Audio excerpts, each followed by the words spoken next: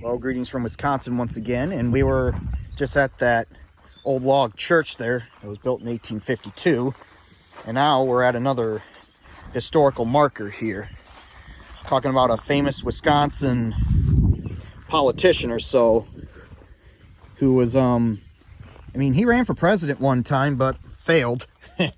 But I'm talking about Robert M. LaFollette, and there's a picture of him right there. Okay, we'll read this first part first. At the University of Wisconsin, Bob enrolled in the School of Life and found a mentor in John Bascom, president of the UW. In contrast to the academic studies, Bob excelled in entry-winning competitions throughout the state and across the Midwest.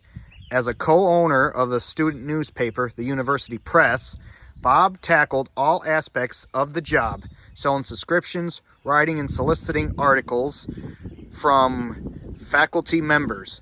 After graduating in 1879, he decided to pursue politics and enrolled at UW Law School.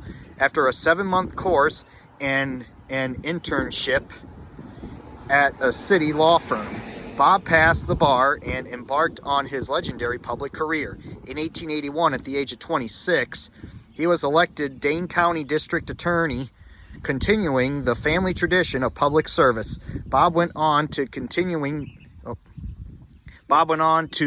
serve in Congress as governor of Wisconsin, U.S. Senator.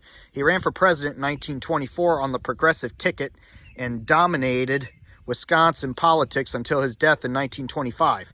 He's buried in Madison.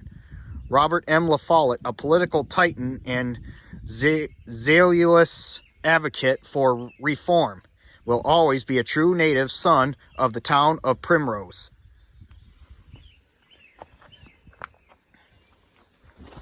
We'll just read over on the other side here too.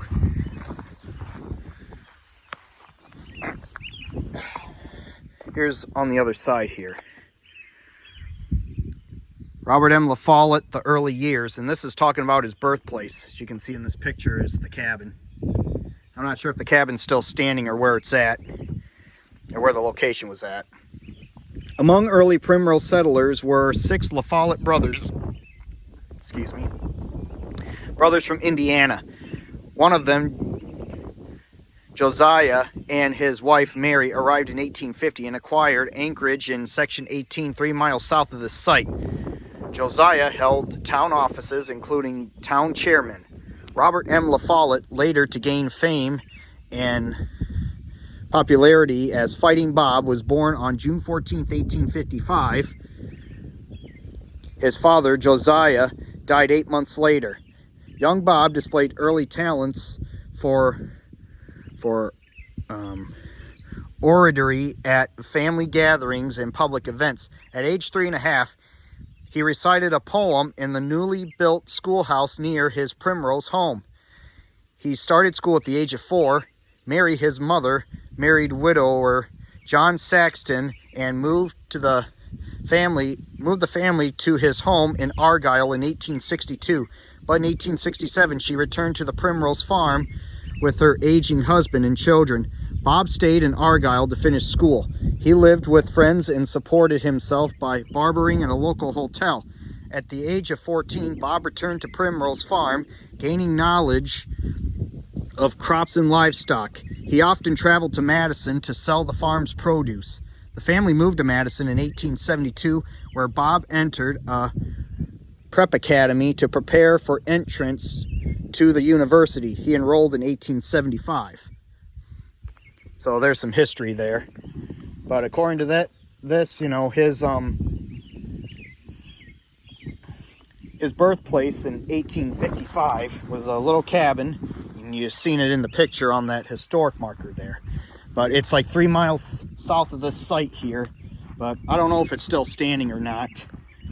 I mean, if it is still standing, you guys can let me know in the comments, and then maybe some other day I could come up and see if I could try to find it. Maybe get a video of it if it's not on private property or so.